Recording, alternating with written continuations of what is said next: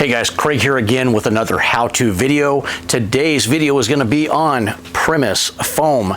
This is a termite foam, a crack and crevice treatment. Let's talk about the pluses on this product.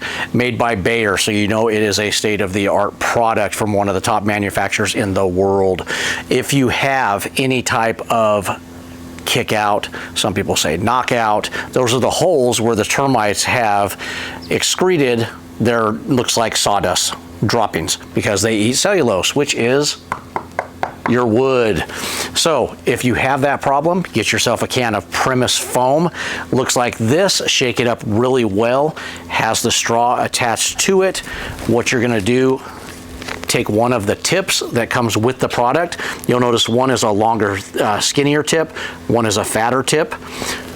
You're going to take those, connect them on there. You're going to drill that size hole into the wood. It's going to explain this to you in the directions, so always follow the directions. I kind of give you a broad explanation of how to do this.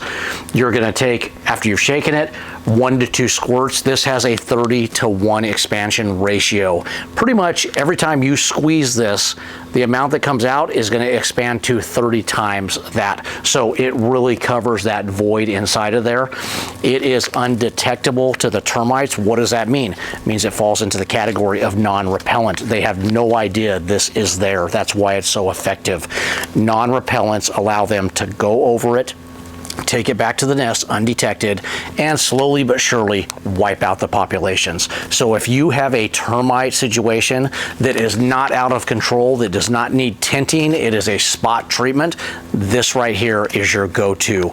If it's something bigger than that, then we have other chemicals we can direct you towards. Just contact us at howtopest.com. Thanks, guys.